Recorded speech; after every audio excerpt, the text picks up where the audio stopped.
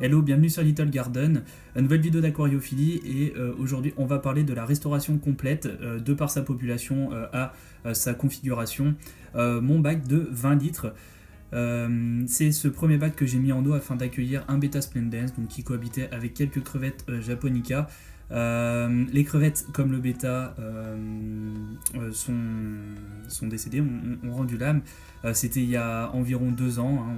On sait bien que la durée de vie d'un bêta ne peut pas non plus rivaliser avec une carpe koi ou un poisson rouge, hein. On est environ dans ces eaux-là, sans vouloir faire de jeu de mots, de 2 à 3 ans. Donc suite à ça, j'ai décidé de faire une reconfiguration, plutôt une restauration complète du bac par sa configuration esthétique et au niveau des paramètres de l'eau que j'ai adapté afin d'accueillir un nouveau type de population. Et donc cette vidéo justement portera sur ce bac, comment il se présente, et ainsi présenter sa population des Boraras brigitae, et ainsi vous parler un petit peu de leur maintenance pour des personnes qui seraient intéressées par des microfiches.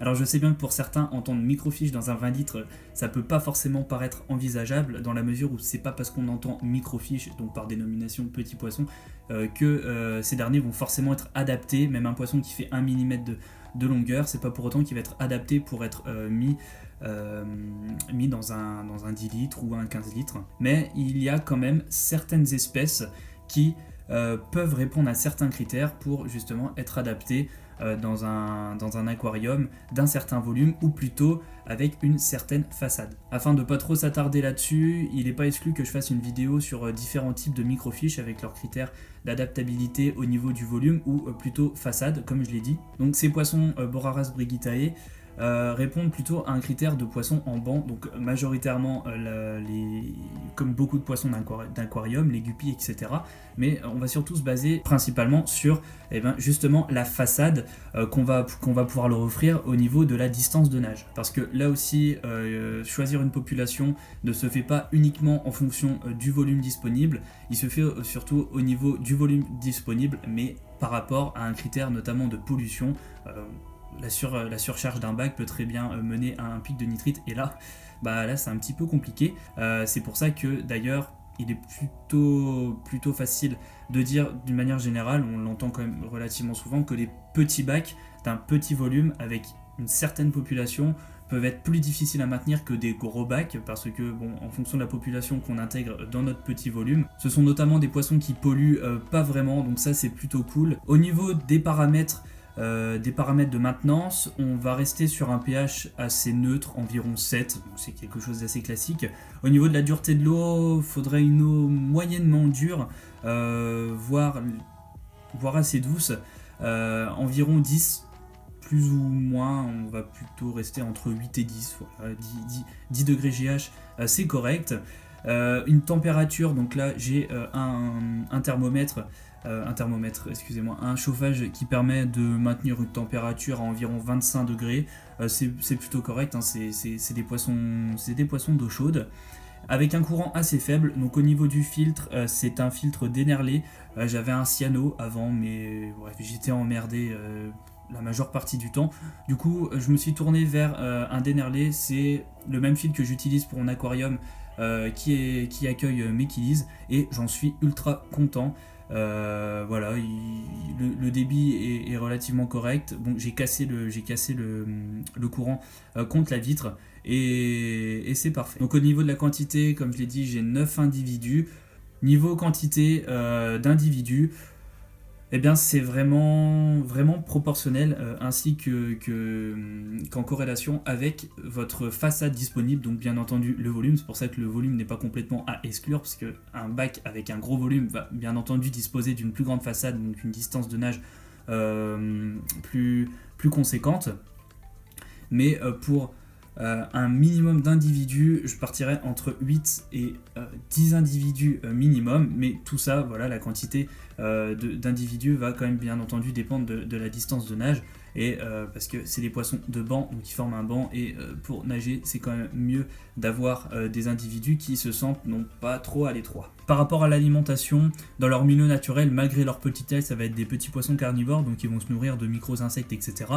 En captivité, ça va être on va dire un peu différent dans la mesure où ils sont quand même habitués à manger d'autres choses, etc. Donc on peut les nourrir avec tout ce qui est lyophilisé ou encore avec du congelé. Moi personnellement, quand je me les ai su procurer, j'ai demandé avec quoi ils étaient habitués à être alimentés et donc du coup je les nourris à base de paillettes JBL et ça leur convient très bien. Comme elles sont quand même relativement grosses, ce que je fais, c'est que je les prends et puis je les casse entre mes doigts, et puis je saupoudre ça dans l'aquarium et ils en raffolent. Puis ils se nourrissent également de petits résidus, etc. qu'ils peuvent trouver dans l'aquarium. Je les ai déjà vus faire. Donc il n'y a pas forcément d'obligation principale au niveau de l'alimentation. Pour ce qui est des références du chauffage ainsi que du filtre, vous retrouverez ça dans les commentaires. Franchement, le filtre est vraiment nickel. C'est un Dennerlé, donc c'est un filtre angulaire.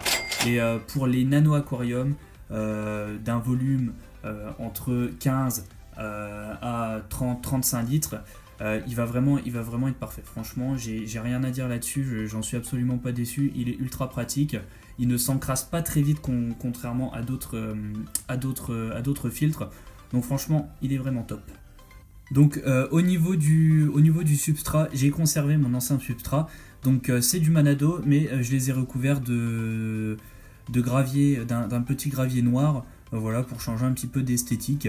Et quand je changeais l'eau, j'avais régulièrement tendance à aspirer du Manado sans le faire exprès. Donc voilà, j'ai préféré recouvrir ça premièrement pour le côté esthétique et puis avec quelque chose d'un petit peu moins léger, un petit peu plus lourd pour éviter de foutre un petit peu le bordel, dans le sol.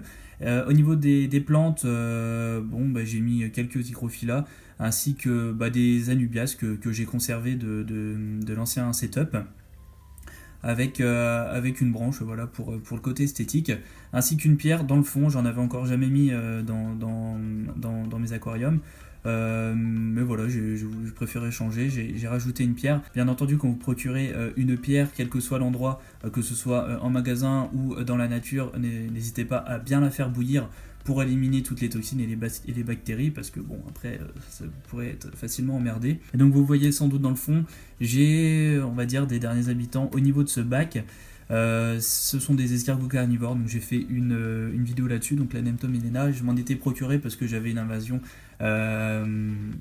complètement dingue c'est un problème assez courant, une invasion complètement ouf d'escargots, et donc du coup je m'étais procuré ceci pour, on va dire, éradiquer tout ça, et ça a marché du tonnerre. Donc franchement, si vous êtes emmerdé au niveau des escargots, n'hésitez pas, parce que bon, c'est quand même sympa, mais quand on en a 15 000, c'est quand même assez, même au niveau esthétique, au bout d'un moment, c'est plus dérangeant qu'autre chose.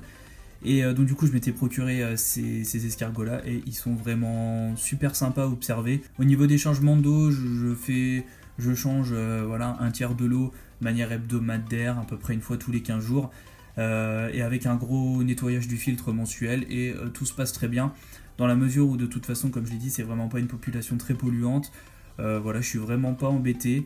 On se retrouve pas avec des proliférations d'algues à non plus savoir les gérer. Et ça, c'est plutôt agréable, que ce soit pour le côté esthétique et pour le côté entretien. Certes, c'est des poissons assez fragiles au niveau des paramètres de maintenance, mais une fois qu'on a stabilisé ces paramètres, ça pose pas forcément de soucis, d'autant plus que c'est vraiment pas une population très polluante, et ça, voilà, c'est quand même assez bénéfique. Donc voilà pour ce bac. Dites-moi ce que vous en pensez, si vous avez des remarques, des suggestions ou tout autre, c'est dans les commentaires, d'autant plus que si vous avez des choses à rajouter, ou des choses avec lesquelles vous n'êtes pas forcément d'accord, etc. C'est un lieu de débat, et c'est tout à fait ouvert, tout en restant dans la plus grande des décences possibles. Et du coup, moi je vous dis à plus sur Little Garden. Salut!